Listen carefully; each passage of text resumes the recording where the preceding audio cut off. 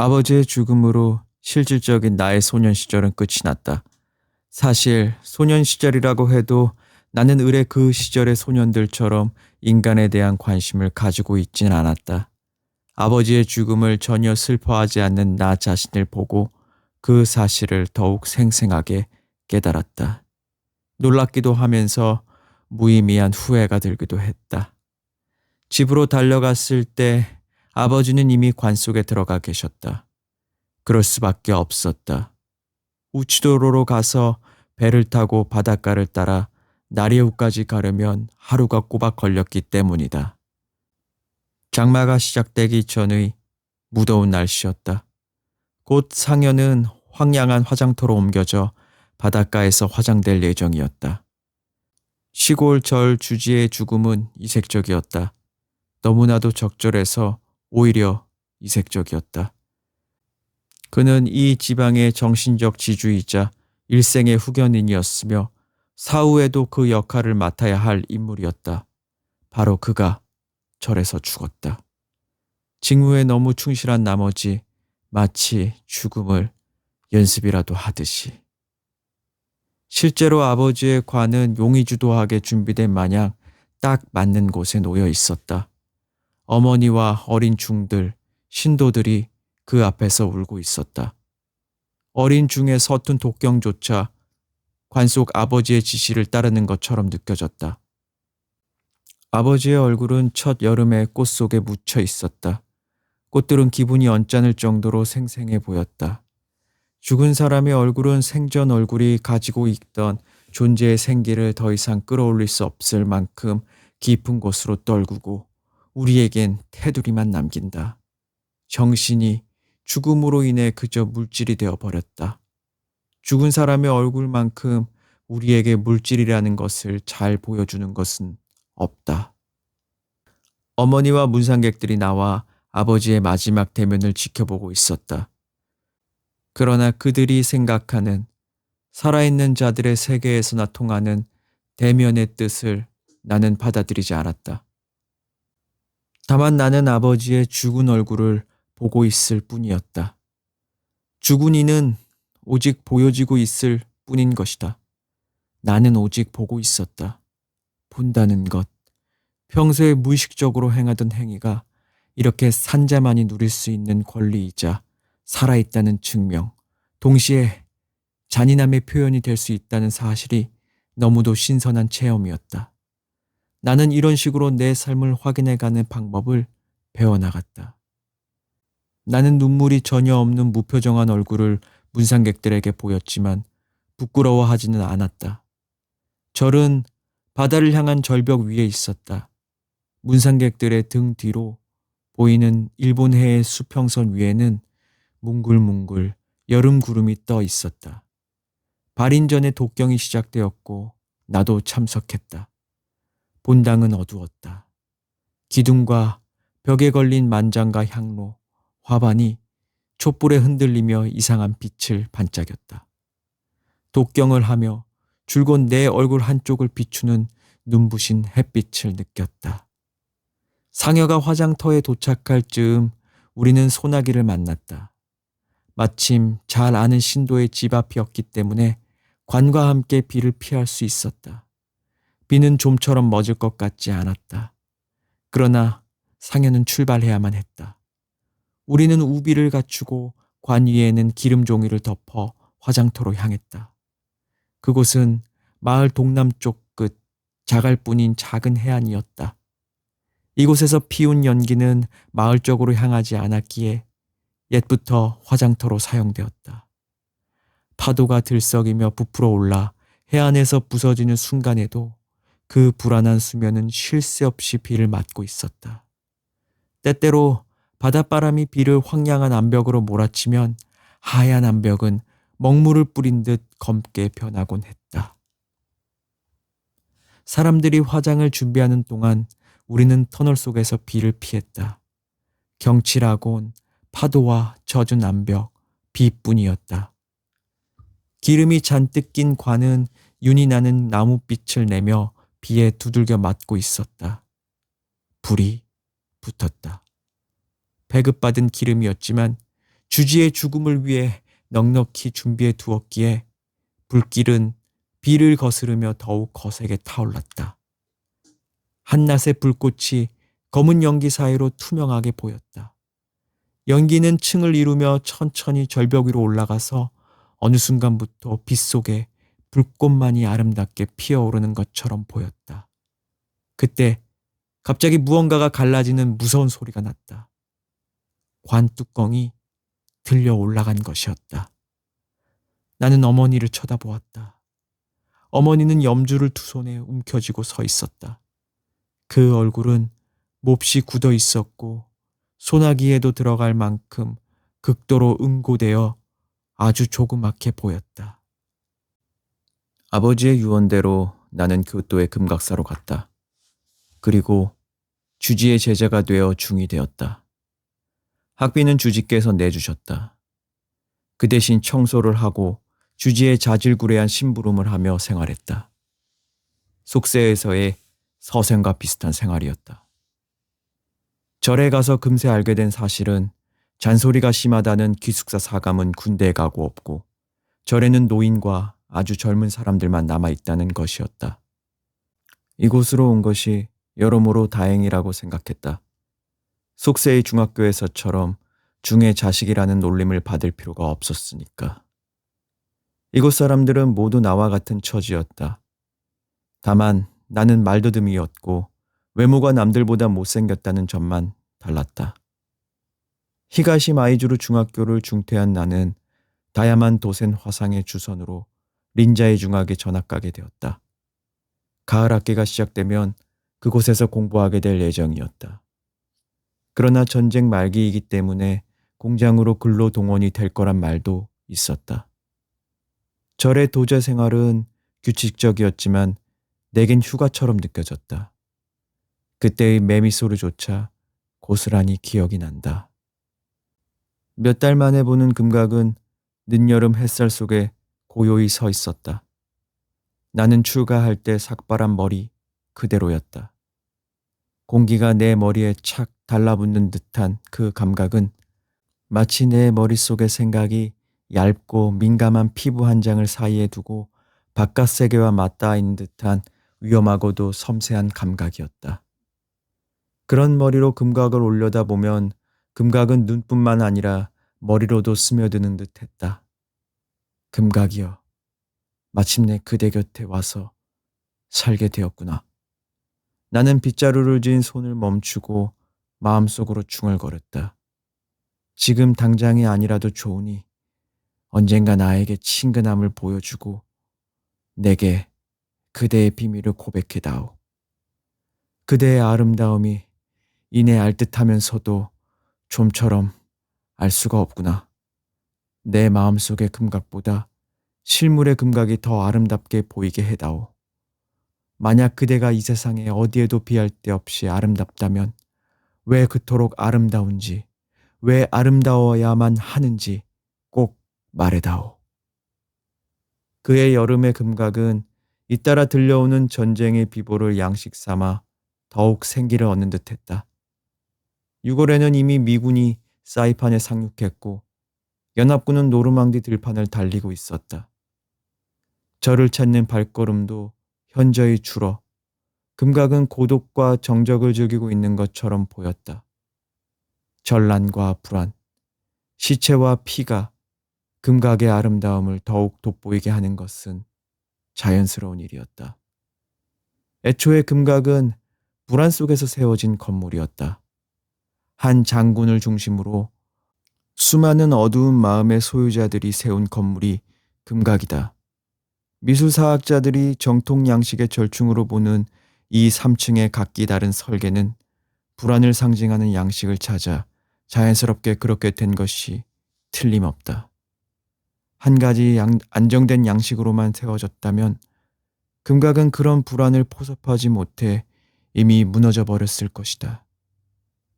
그건 그렇다 치고 빗자루질을 멈추고 몇 차례나 금각을 바라보면서 나는 앞으로 살아가는 동안 금각이 언제나 내 눈앞에 있으리라는 사실이 도저히 믿기지 않았다. 마이주루에 있을 때는 금각이 항상 내 마음속 한 구석에 존재하고 있었으나 이곳에서 살기 시작하면서 금각은 내가 보고 있을 때만 눈앞에 나타났고 본당에서 자는 때같이 눈을 떼고 있을 때는 존재한다는 느낌이 들지 않았다. 그래서 나는 하루에도 몇 차례씩 금각을 보러 오곤 했다. 그 때문에 도제들 사이에서 웃음거리가 되기도 했다. 나로서는 몇 번을 봐도 금각이 그곳에 존재한다는 사실이 어색하기만 했다.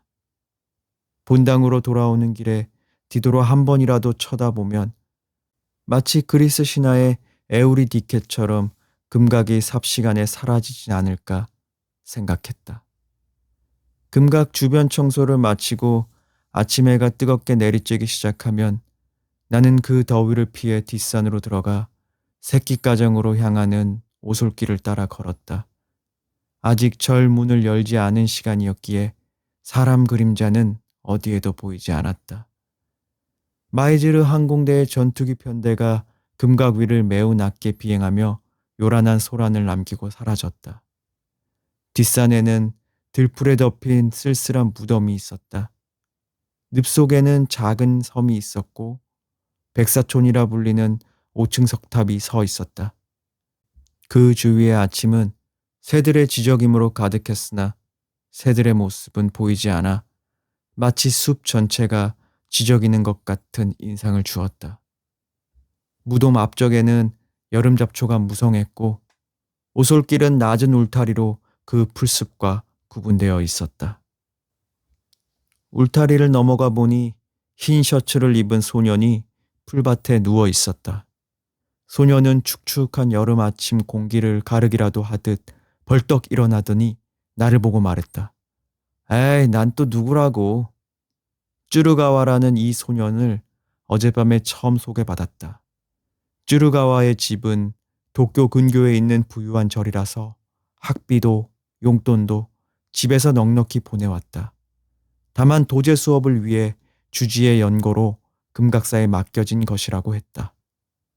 그는 여름방학 동안 집에 갔다가 개학을 앞두고 조금 일찍 돌아온 상태였다. 도쿄 사투리가 강하게 묻어나는 쭈르가와는 가을부터 나와 린자의 중학 같은 반이 될 예정인데 활달하고 빠른 말솜씨가 어젯밤부터 나를 겁먹게 하고 있었다. 방금 말한 에이 난 또 누구라고 애도 나는 아무런 대꾸를 하지 못했다. 나의 무언이 그에게는 일종의 비난처럼 들린 모양이었다. 괜찮아. 그렇게 열심히 청소할 필요 없어. 어차피 구경꾼들 오면 금방 더러워질 텐데 뭐. 아 맞다. 게다가 요즘은 구경꾼들도 별로 없잖아. 나는 살며시 웃었다. 나도 모르게 지은 이 미소에 어떤 이들은 친근감을 느끼는 것 같았다. 나는 울타리를 넘어가 쭈루가와의 옆에 앉았다. 다시 풀밭에 누운 쭈루가와의 팔뚝 바깥쪽은 햇볕에 그을렸지만 안쪽은 정맥이 비칠 정도로 희었다. 아침 해가 나무 그늘 사이로 빛을 던지고 있었다. 나는 직감적으로 이 소녀는 나처럼 금각을 사랑하지 않을 거라고 생각했다. 나는 금각에 대한 나의 집착을 오로지 내 흉한 모습 탓으로 돌리고 있었기 때문이다. 아버지가 돌아가셨다지? 쭈르가와는 소년다운 호기심으로 물었다. 그래서 네가 금각을 좋아하는 것도 어쩌면 그걸 보면 아버지가 떠오르기 때문 아니야? 말하자면 아버지가 금각을 무척 좋아하셨다든가 뭐 그런 이유로. 그의 말이 절반은 맞았지만 내 무표정한 얼굴에는 어떠한 변화도 일어나지 않았다. 오히려 그걸 알고 있는 나는 은근히 즐거웠다. 쭈르가와는 사람의 감정을 마치 곤충 표본을 다루듯 분류하고 서랍에 차곡차곡 정리한 다음 가끔 꺼내어 실습이라도 해보려는 취미가 있는 듯 했다. 아버지가 돌아가셔서 무척이나 슬펐겠구나. 어젯밤 처음 만났을 때부터 너는 어딘가 쓸쓸해 보였어.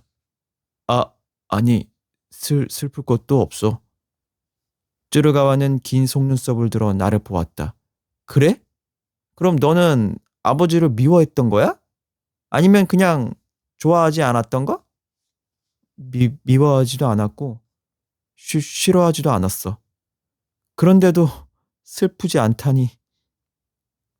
글쎄, 나도 잘 모르겠어. 그랬어.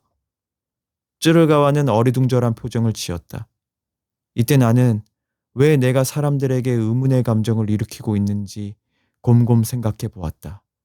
원인은 내 감정도 더듬는 말처럼 항상 때를 놓치기 때문 같았다.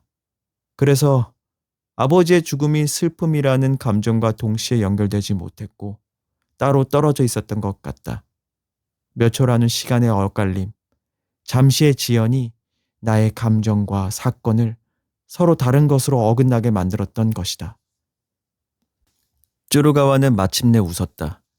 야, 너 참 개짜구나. 흰 셔츠를 입은 그의 배가 웃을 때마다 파도처럼 일렁였다. 저 셔츠의 주름처럼 내 인생에도 주름이 잡혀 있는 것 같았다. 그런데 저 셔츠는 어떻게 저렇게 희고도 빛날 수 있는지. 절에서의 일상은 여전했다. 여름이기 때문에 매일 아침 늦어도 5시에는 일어나야 했다. 기상을 개정이라고 한다. 기상 후 아침 독경이 있고 삼시회양이라고 불리는 경문을 3번 읽는다. 독경이 끝나면 옥내 청소를 하고 죽자라 불리는 아침 식사 시간이 돌아온다. 주규심리라는 경문을 읽고 나서 흰 죽을 먹는다. 식사 후에는 풀밭 손질과 마당 청소, 장작 패기가 이어진다. 학교가 개학하면 그 뒤에는 학교에 갈 시간이 된다. 돌아오면 저녁 독경이 있고 가끔 주지에 불경 강의가 있다. 9시에는 개침이라 하여 잠자리에 든다. 절에는 원래 12~13명은 있어야 하는데 징병과 징용 탓에 현재는 안내인과 접수를 보는 사람, 취사 담당자, 집사와 부집사, 그리고 우리 도제 3명이 전부였다. 며칠 후 나는 주지의 방에 아침마다 신문을 배달하는 임무를 맡았다. 복도를 쭉 따라가야 하는 일이라 바닥이 젖을 만큼 물청소를 서둘러야 했다. 신문을 들고 서두르며 기사 제목을 스쳐 읽는데 본토 공습은 불가피한가? 라는 제목이 눈에 띄었다. 금각이 불멸하리라고 믿고 있었던 나는 금각과 공습을 연결해 생각해 본 적이 없었다. 과연 금각이 공습으로 타버릴지도 모른다는 생각이 내 마음속에 피어오르기 시작했다. 그 무렵 쭈르가와와 나는 몇 시간의 허락을 받아 절을 나섰다. 그는 영화 구경을 제안했지만 나는 금각이 공습으로 사라질 수도 있다는 생각에 어쩐지 금각을 두고 떠날 수가 없었다. 금각에 대한 나의 집착을 고백한 상대는 오직 쭈르가와 뿐이었다. 그러나 그가 나의 말을 듣고 보인 표정은 내가 이전에도 여러 번 맞닥뜨려온 초조한 표정일 뿐이었다. 내가 나의 오장육부를 꺼내 보이듯 중요한 이야기를 할 때마다 마주해야 하는 표정. 사람들은 결국 나의 더듬거리는 말을 흉내내듯이 받아들이곤 했다. 쯔르가와는 여전히 나를 바라보고 있었다. 햇빛에 그의 얼굴은 번들거렸고 속눈썹은 금빛으로 반짝이며 콧구멍은 더운 열기 속에서 벌름거리고 있었다. 나는 노여움이 치밀어 올랐다. 그는 내 말더듬을 조롱하진 않았지만 나는 차라리 조롱이나 모멸을 받았으면 하는 마음이었다. 뭐야? 쭈르가와가 미소를 지으며 말했다. 야, 난 그런 건 신경 안 쓰는 성격이야. 그의 태도는 시골에서 자란 내겐 새로운 발견이었다. 그는 나의 말더듬을 내려놓고서 나를 받아들이고 있었다. 그제야 나는 벌거숭이가 된 듯한 쾌감을 느꼈다. 그날 본 금각의 풍경을 나는 오랫도록 잊지 못할 것 같다. 우리들은 졸고 있는 접수구 노인 앞을 지나 사람 하나 없는 담장을 끼고 금각 앞으로 걸어갔다. 나는 그 모든 장면을 고스란히 기억한다. 교토 강변에서 각반을 두른 흰 셔츠의 2 소년이 어깨를 나란히 하고 서 있고 그 앞에 금각이 우뚝 서 있다. 금각은 빛나고 있다. 저녁해를 받아 반짝이는 추녀 끝에서부터 맑은 하늘을 등지고 우뚝 솟은 꼭대기의 봉황까지. 금각은 우리 눈앞에서 황홀하게 반짝이며 그 모습 전체가 눈부신 풍경 속에 녹아들고 있었다. 금각은 아무런 방해 없이 우뚝 서 있었다. 마지막 여름 방학, 그 마지막 하루에 우리의 젊음은 마치 눈이 아찔해질 듯한 벼랑 끝에 서 있었다. 금각도 우리와 같은 자리에서 우리를 마주보고 대화하듯이 서 있었다. 공습의 위협이 이토록 우리와 금각을 가까이 연결해주고 있었다. 늦여름의 고요한 햇살이 규교의 지붕을 금박으로 물들이며 내려왔고 그 햇빛은 금각 내부를 마치 한밤의 어둠처럼 채웠다. 지금까지 금각이 가진 불멸의 시간은 나를 압도하며 나와는 다른 세계에 존재한다고 믿었었다. 하지만 금각이 소이탄에 불타는 운명을 맞이할지도 모른다는 생각이 들자 금각은 불멸에서 지상으로 내려와 우리와 같은 삶을 살아가는 존재처럼 느껴졌다. 이 아름다운 것도 곧 제가 될 것이다 하고 나는 생각했다. 그렇게 되면 내 마음속의 금각과 실제 금각은 마치 얇은 명주천 위에 그려진 그림이 본래의 그림 위에 겹쳐지는 것처럼 하나로 겹쳐질 것이다. 지붕은 지붕에, 연못 가장자리에 조전은 조전에, 난간은 난간에, 화두창은 화두창에. 금각은 더 이상 영원한 건축물이 아니었다. 오히려 현상계의 허무한 상징으로 변한 듯했다. 내일이라도 하늘에서 불이 떨어진다면 저 가느다란 기둥과 우아한 지붕의 곡선을 두 번 다시 벌 수 없을지도 모른다. 그러나 눈앞의 금각은 여름날 불같은 햇빛 속에서도 여유롭게 서 있었다. 산 모퉁이에는 돌아가신 아버지 곁에서 연부를 외울 때 봤던 위험 있는 구름이 솟아 있었다. 그 구름은 울분에 가득 찬 빛을 머금고 이 섬세한 건물을 내려다보고 있었다. 하지만 금각의 내부는 어둡고 차가웠다.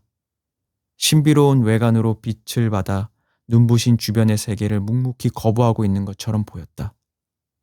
꼭대기의 봉황새도 태양에 흔들리지 않으려는 듯 날카로운 발톱으로 밑을 움켜쥐고 있었다.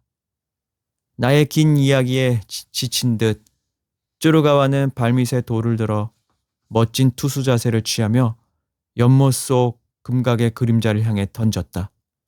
파문이 일며 물 위로 물풀이 퍼져나가자 아름답고 정교한 금각의 그림자는 순식간에 허물어지고 말았다. 이후 1년간은 금각과 가장 가까웠던 시기다. 그 아름다움에 열중하며 격정에 휩싸였던 시기이기도 하다. 금각을 나와 같은 높이로 끌어내려 놓고 거리낌 없이 사랑할 수 있었던 때다. 그동안 금각이 나에게 해로운 영향을 끼치거나 그 독에 물들었다고 느낀 적은 없었다. 나와 금각이 공통된 위험에 놓여 있다는 생각은 나에게 힘이 되었다. 아름다움과 나를 연결해주는 매개체가 드디어 발견된 것이다. 나를 불태워 사라지게 할 불이 금각 또한 삼킬 것이라는 생각이 나를 거의 도취 상태에 빠뜨렸다. 같은 재난, 같은 운명의 불길 아래 금각과 내가 사는 세상은 동일한 차원에 속하게 되었다. 나의 나약하고 볼품없는 육체와 마찬가지로 금각도 탄소로 이루어진 단단하지만 불에 타기 쉬운 육체를 가지고 있는 것이다. 이런 생각이 들자 도망치는 도둑이 소중한 보석을 입에 삼켜 감추듯 나의 몸속에 금각을 숨겨가지고 도망칠 수 있을 것만 같았다. 그해 1년 동안 나는 학문도 배우지 않았고 책도 읽지 않았으며 매일 교련이나 무도 수업, 공장 등지로 강제 동원되어 끌려다녔다. 쉽게 꿈을 꾸는 나의 성격은 더욱 깊어졌다. 전쟁은 우리 소년들에게 삶에서 고립된 격리병실 같은 체험을 선사했다. 1944년 11월 B-26의 도쿄 첫 공습이 있었을 때 교토도 언제든 공습을 당할 것만 같았다. 교토 전체가 불길 속에 휩싸이는 모습은 나의 비밀스러운 갈망이기도 했다. 교토는 너무 오래 그 고유한 모습을 그대로 간직하고 있었으며 많은 신사와 불각들은 오래전 불길 속에서 사라졌던 기억을 잊고 있었다. 온인의 난이 이 도시를 얼마나 황폐하게 만들었는가를 떠올릴 때 나는 교토가 불안을 잃어버린 채 너무 오랫동안 안온하게 지내온 탓에 그 아름다움의 일부를 잃은 것만 같았다. 이제야말로 금각이 사라질 차례였다. 공간을 가득 채우던 그 형태가 무너질 것이다. 그때 꼭대기의 봉황은 불사조처럼 되살아나 하늘을 날아오를 것이고 형태의 속박에서 풀려난 금각은 닻을 끌어올리고 떠돌기 시작할 것이다. 호수 위에서, 어두운 바다의 파도 위에서 반짝이며 유영할 것이다. 기다리고 또 기다려도 교토에는 공습이 닥치지 않았다. 다음해 3월 9일 도쿄의 상가 일대가 불길에 휩싸였다는 소식이 들려왔을 때도 제나는 여전히 멀었고 교토는 맑고 고요한 봄 하늘 아래 있었다. 나는 절반쯤 절망하면서도 이 맑은 봄 하늘이 투명한 유리창처럼 내부를 드러내고 있진 않지만 안에는 분명 불과 재앙을 숨기고 있을 거라 믿었다. 앞서 말한 대로 나는 인간적인 관심이 거의 없었다. 아버지의 죽음도 어머니의 가난도 나의 내면을 크게 뒤흔들지는 못했다. 나는 오직 대재난을, 인류의 힘을 넘긴 비극을, 인간과 물질, 아름다움과 추함 모두를 강렬하게 압도하는 거대한 하늘의 압축 같은 것을 갈망하고 있었다.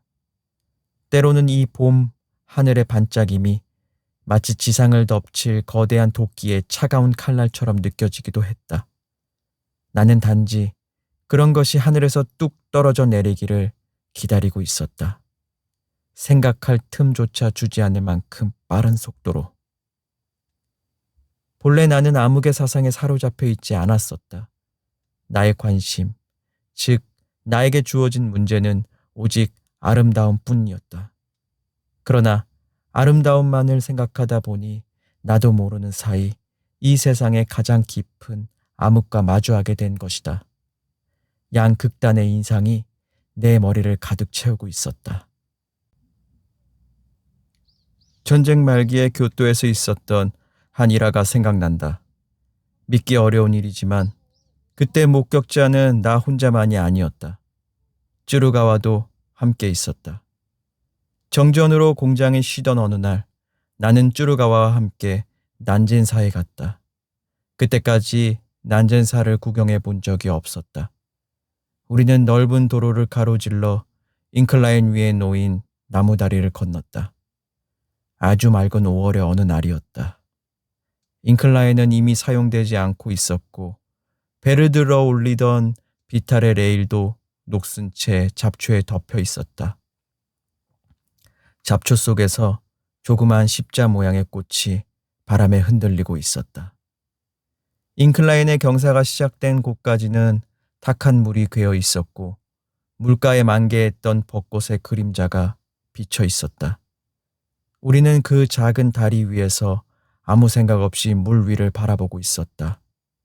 전쟁의 희미한 기억 중에는 이렇게 짧고 무의미해 보이는 시간이 유독 선명한 인상으로 남아 있었다. 아무것도 하지 않고 있던 방심 상태의 짧은 시간이 구름 사이로 보이는 푸른 하늘처럼 막연하게 기억 속에 남아 있었다. 그 시간이 마치 통쾌한 쾌락의 기억처럼 선명히 남아 있다는 것이 신기할 따름이었다. 기분이 좋은데? 하고 나는 아무 의미 없이 미소를 지으며 말했다. 쭈루가와도 나를 보고 미소를 지었다. 들은 그 순간이 우리만의 시간이라는 것을 절실히 느꼈다. 자갈이 깔린 넓은 길 한쪽으로 맑은 물이 찰랑거리며 흐르는 작은 개울이 있었다. 길을 따라가자 절의 문이 눈앞을 가로막고 있었다. 절 안에는 사람의 그림자가 전혀 보이지 않았다. 실록 속에 둘러싸인 많은 탑의 지붕은 은빛의 거대한 책이 펼쳐지듯 드러나 보였다. 전쟁이라는 것도 이런 순간에는 별것 아닌 것처럼 느껴졌다. 특정한 장소와 시간 앞에서 전쟁은 인간의 의식 속에서만 존재하는 기묘한 정신적 사건처럼 생각되었다. 이시카와 고에몬이 난간에 발을 올리고 활짝 핀 벚꽃을 감상했다는 이야기가 있는 곳이 아마도 이 절이었을 것이다. 이미 벚꽃이 진 계절이었지만 우리는 어린아이 같은 마음으로 고에몬처럼 경치를 바라보고 싶어졌다. 저렴한 입장료를 내고 나뭇빛이 그윽한 가파른 계단을 올라갔다. 중간 층계참에 다다랐을 때 쯔르가와가 낮은 천장에 머리를 쿵 부딪혔다. 그 모습을 보고 웃던 나도 이내 천장에 머리를 부딪혔다. 한 바퀴 더 돌아 층계를 오르자 누각 위에 올라설 수 있었다. 굴처럼 좁은 계단을 지나 광대한 경관 앞에 불쑥 몸을 내미는 순간 약간의 긴장감이 드는 그 느낌이 꽤 좋았다. 경치를 충분히 감상한 후 우리는 절의 도제답게 신발을 벗고 경건한 마음으로 당에 들어갔다. 어두운 법당에는 24장의 다다미가 깔려 있었고 석가상을 중심으로 16 나안의 황금빛 눈동자가 어둠 속에서 은은히 빛나고 있었다. 이곳을 고호로라고 불렀다. 우리는 같은 종파의 절에 온 것이었지만 보통의 중학생들처럼 안내서를 한 손에 들고 호겐 도호쿠가 그렸다는 선명한 색채의 천장화를 보고 다녔다. 천장의 한쪽에는 하늘을 나는 천인과 그들이 연주하는 비파와 생황을 그린 그림이 있었다. 다른 천장에는 흰 모란꽃을 받쳐든 극락조가 날개짓하는 모습이 보였다. 이 새는 천축설산에 산다고 알려져 있으며 아름다운 여인의 상반신과 새의 하반신을 지닌 신비한 울음소리를 낸다고 전해지는 존재였다. 중앙의 천장에는 금각 꼭대기에 있는 새의 친구라 할 만한 또 다른 봉황새가 그려져 있었는데 위험 있는 금빛의 새와는 다르게 화려한 무지갯빛을 띠고 있었다. 석존상 앞에서 우리는 무릎을 꿇고 합장했다. 법당을 나왔지만 누각 위에선 떠나고 싶지 않았다. 올라왔던 층계 옆 남양의 경사진 난간에 기대어 섰다. 나는 어딘가에서 아름다운 색채의 소용돌이를 느끼고 있었다. 막 보고 나온 화려한 천장 채색화의 잔상이기도 했다. 풍부하게 웅축된 색깔은 극락조를 닮은 새가 실록이나 소나무 가지에 숨어 있다가 그 화려한 날개 끝을 잠깐씩 드러내는 모습처럼 보였다.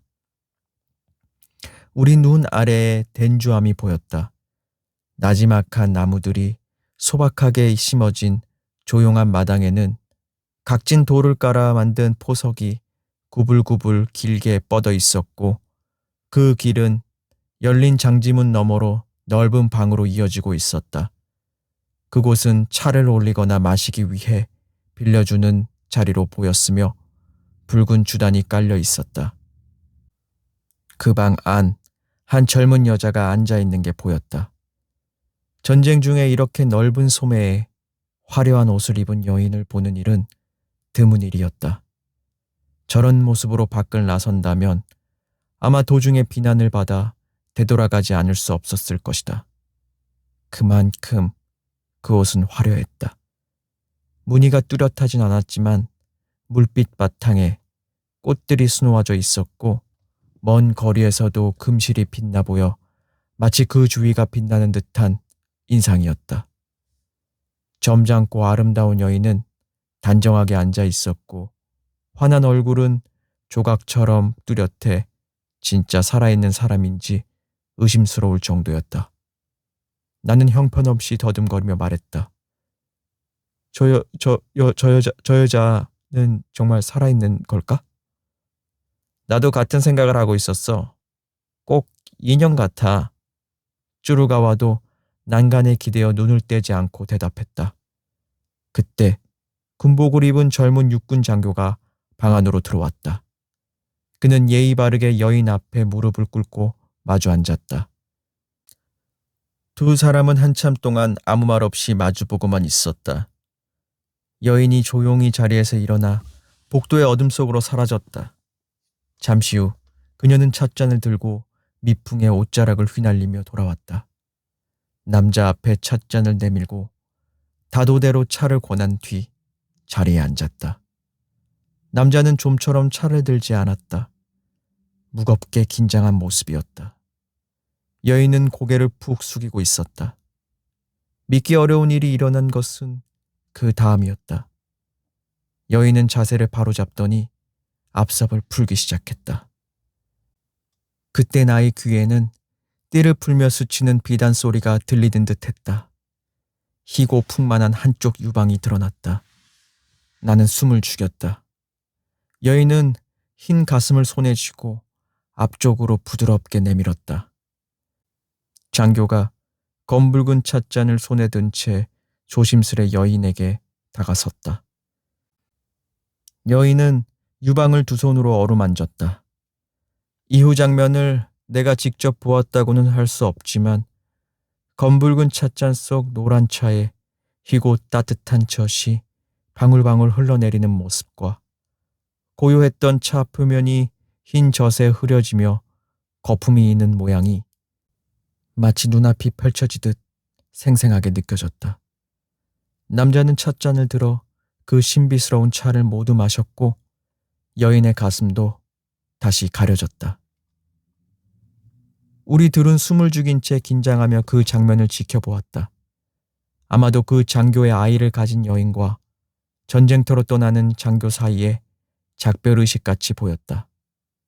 하지만 이 장면의 감동은 어떠한 해석도 무의미하게 했다. 그토록 넋을 잃고 지켜보았기에 두 남녀가 사라지고 널찍한 빨간 융단만 남아있다는 걸 깨닫기까지 시간이 꽤 걸렸다. 나는 그 여인의 흰 옆 얼굴과 비할 데 없이 고운 피부를 눈앞에 그리며 그날은 물론이고 그 다음 날, 또 그 다음 날까지 집요하게 생각했다. 우익고. 분명 그 여인은 되살아난 우익고일 것이라고 나는 생각했다. 아버지의 일주기가 되었다. 어머니는 엉뚱한 생각을 꺼냈다. 내가 근로 동원 중이라 귀향이 어렵다 보니 어머니 자신이 아버지의 위패를 모시고 교토로 와 다야마 도우센 화상에게 기일 독경을 부탁하겠다는 것이다. 옛 친구의 정을 믿고 화상에게 편지를 보냈고 화상은 이를 수락하며 내게도 그 뜻을 전해왔다. 그러나 이 소식이 내게는 조금도 반갑지 않았다. 나는 지금까지 어머니에 대해 이야기를 일부러 피해온 이유가 있었다. 어머니에 관한 이야기는 가능하면 입 밖으로 내고 싶지 않았기 때문이다. 그 사건에 대해 나는 어머니를 단 한 번도 책망한 적이 없었다. 어머니는 그 일에 대해 내가 알고 있다고는 생각지 않는 듯했다. 하지만 그 이후로 나는 어머니를 용서할 수 없었다. 히가시 마이즈루 중학교에 입학하고 작은아버지 댁에 맡겨진 뒤 첫 여름방학 때의 일이었다. 당시 어머니의 친정 쪽 구라이라는 남자가 오사카에서 사업에 실패하고 나리우에 돌아와 있었다. 대릴 사위였던 그는 아내와 감정이 틀어지자 잠시 우리 절에 몸을 의탁하였다. 그해 여름 절에는 모기장이 부족했다. 어머니와 나는 폐결핵 환자인 아버지와 같은 모기장 속에서 자야 했고 거기에 구라이까지 끼어들었다. 깊은 여름밤 매미가 마당의 나무 사이를 날며 짧은 울음소리를 냈던 것을 나는 기억한다. 그 매미 소리에 잠이 깼다. 파도 소리가 높았고 바닷바람이 녹두색 모기장을 마구 흔들었다. 그런데 그 흔들림이 심상치 않았다. 모기장은 바람을 받아 부풀었다가 다시 꺼지고 있었으나 흔들림은 바람이 원인이 아니었다. 모기장 전체에 잔물결처럼 퍼지는 진동이 거친 직물의 경련을 일으켜 안에서 보면 불안에 찬 호수의 수면처럼 느껴졌다. 마치 호수 위를 지나간 배가 남긴 파문이나 먼 배가 일으킨 물결 같은 흔들림이었다. 나는 두려움에 떨며 그 진동의 진원 쪽을 바라보았다. 그 순간 어둠 속을 살피던 내 눈은 송곳으로 찔리는 듯한 강렬한 충격을 받았다. 나는 아버지 곁에서 자고 있었는데 잠결에 아버지를 조금 밀어낸 듯했다. 그렇게 되어 나와 내가 목격한 장면 사이에는 주름진 요의 하얀 자리가 생겼고 내 등 뒤로는 아버지의 거친 숨소리가 느껴졌다. 아버지가 잠에서 깨어 있다는 것을 나는 등 뒤에서 느껴지는 불규칙한 호흡 속에서 알 수 있었다. 뜻밖에도 13살의 내 눈은 갑자기 크고 따뜻한 것에 덮여 소경이 된 듯했다. 아버지의 손바닥이 뒤에서 뻗어와 내 눈을 가리고 있었던 것이다. 그 손바닥의 감촉은 지금도 생생하다. 내 등 뒤에서 돌아와 내가 바라보고 있던 지옥 같은 장면을 순식간에 차단한 그 손바닥. 그 손바닥이 사랑 때문이었는지, 자비 때문이었는지, 혹은 굴욕 때문이었는지는 알 수 없지만 나는 잠시 그것에 조용히 고개를 끄덕였다. 내 조그만 얼굴의 끄덕임이 양해의 표시로 전달되자 아버지의 손바닥은 조용히 물러났다. 그 손바닥의 명령에 따라 나는 눈을 감은 채 밤을 꼬박 새웠다. 아침 햇살이 눈꺼풀에 닿을 때까지. 어머니에 대해서만큼은 한 번도 복수를 생각해 본 적이 없다. 다만 그 기억은 여전히 용서할 수 없었다. 어머니는 기일 전날 금각사회와 하룻밤을 보내기로 되어 있었다. 기일 당일만은 나도 학교를 쉴 수 있도록 주지스님이 학교에 편지를 보내주었다. 순수하고 단순한 마음을 가진 쭈루가와는 오랜만에 만나는 나와 어머니의 재회를 기뻐해 주었고 절의 동료들도 호기심을 보였다. 나는 가난하고 초라한 어머니가 못마땅했다. 친절한 쭈루가와에게 왜 어머니를 만나지 않는지 설명하기도 어려웠다. 사실 어머니를 전혀 보고 싶지 않다는 건 과장이었다. 어머니가 그립지 않은 건 아니었다. 다만 나는 가족 간에 드러내는 애정 표현이 부담스러워 그 감정을 스스로에게 숨기려 한 것인지도 모른다. 나의 나쁜 성격 탓이었다. 정직한 감정을 굳이 여러 핑계로 속이는 동안은 마음이 편했지만 그런 이유들이 때론 예상치 못한 감정을 만들어내기도 했다. 그 감정은 본래 내 것이 아니었다. 그렇지만 어머니를 마주하는 데에 분명 거부감은 있었다. 천천히 가. 괜히 뛰어가면 피곤하기만 해. 천천히 가자고. 쭈루가와에게 내가 말했다. 야, 어머니가 서운해 하시겠다. 서둘러야지. 나는 이렇게 말하는 쭈루가와가 귀찮지는 않았다. 오히려 그는 꼭 필요한 사람이었다. 그는 내 진정한 감정을 세상에 맞게 번역해주는 둘도 없는 친구였다. 어쩌면 쭈루가와는 나의 감정을 순수하게 걸러내는 연금술사와 같았다. 내가 음화라면 그는 양화였다. 그의 마음을 통과하면 내 혼탁하고 어두운 감정들이 투명한 빛을 발하며 정화되는 듯한 놀라움을 자주 느꼈다. 이 경험을 통해 나는 본질적인 면에선 최악의 감정과 최선의 감정이 큰 차이가 없다는 것을 깨달았다. 예를 들어 중호나 자비도 결국 크게 다르지 않다는 것이다. 쯔르가와에게는 이해되지 않을지 모르지만 나에게는 두려울 만큼 중요한 발견이었다.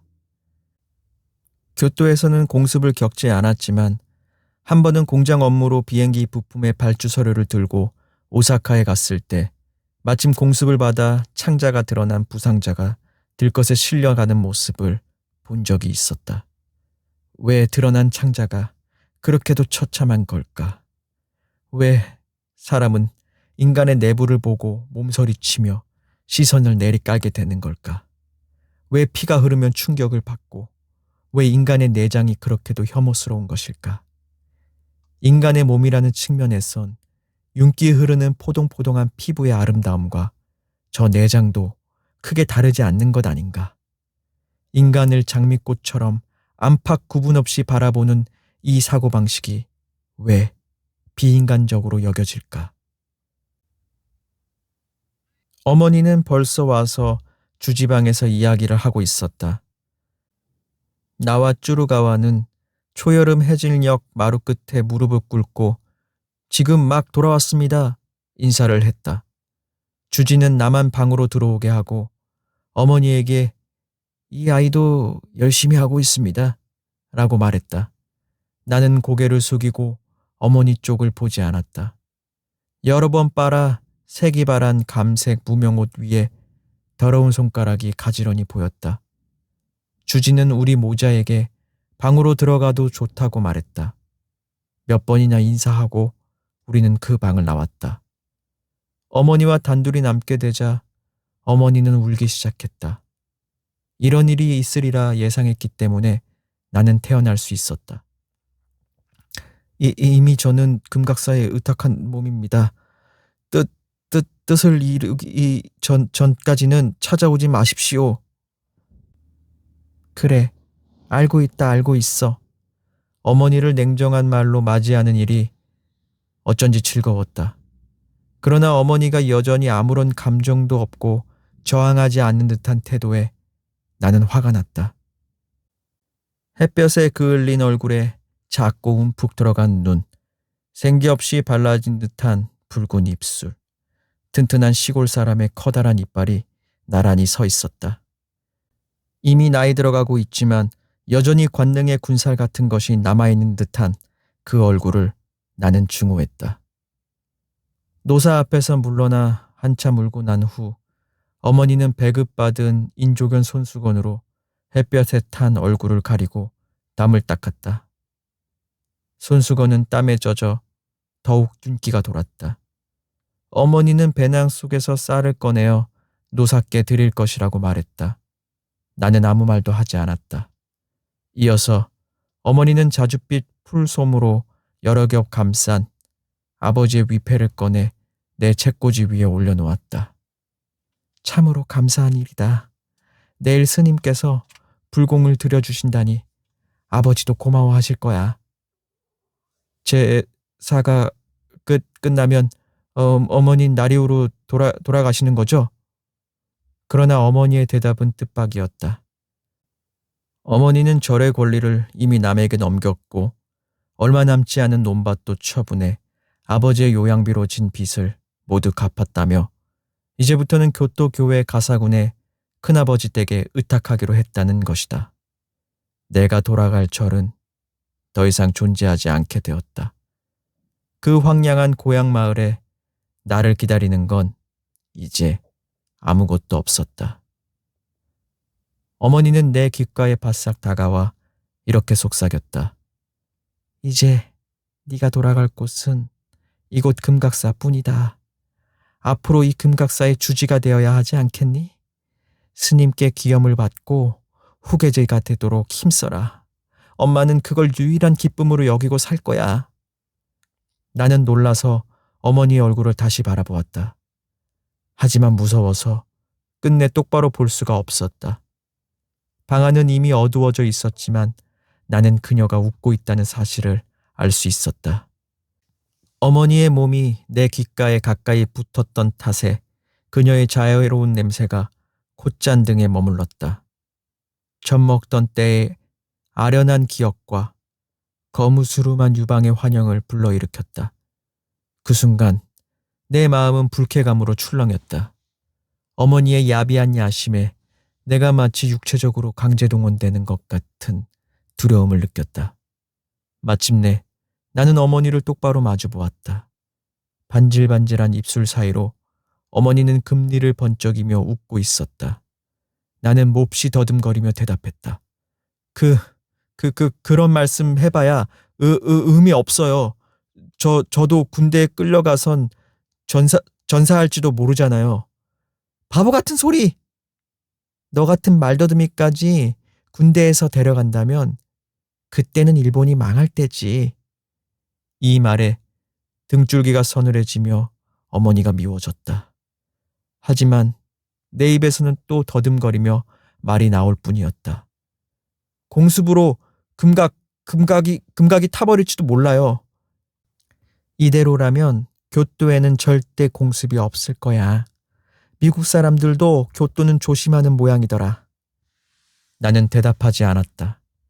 이미 절 안뜰은 어두워져 바닷속처럼 깊고 차가운 빛깔을 띠고 있었다. 돌들은 마치 사납게 싸우다 가라앉은 형상을 하고 있었다. 내 침묵에 개의치 않고 어머니는 방을 둘러싼 판자문을 무심하게 바라보며 말했다. 저녁밥은 아직 멀었니? 나는 어머니가 나와는 전혀 다른 세계에 살고 있다는 걸 깨달았다. 어머니는 아름다운 금각과는 전혀 인연이 없는 사람이었지만 그 대신 내가 알지 못하는 현실 감각을 갖고 있었다. 어머니의 말처럼 정말로 교토가 공습의 위협을 피할 수 있다면, 만약 금각이 공습을 피할 수 있다면 내가 그토록 바라던 꿈이 무의미해지고 내가 살고 있는 세계가 와르르 무너져 버릴 것이었다. 어머니의 현실 감각과 더불어 속내를 들어보게 된 것도 이때가 처음이었다. 나는 그 야망이 싫으면서도 한편으로는 끌리는 부분이 있었다. 어쩌면 아버지도 어머니와 같은 야망을 품고 나를 이 절에 보낸 것인지도 모른다. 다야마 도오센 화상은 독신이었다. 화상도 이전 스님들에게 인정받아 로쿠온사를 이어받았으니 나도 마음만 먹으면 후계자가 될 수 있을지도 모른다. 그렇게 된다면 금각은 내 것이 되는 것이다. 생각이 복잡해졌다. 현실적인 야망이 무겁게 나를 짓누를 때면 나는 다시금 첫 번째 꿈인 금각이 공습당하는 상상으로 돌아갔다. 하지만 그 몽상이 어머니의 현실적인 판단으로 산산조각 나면 다시 두 번째 야망으로 돌아갔다.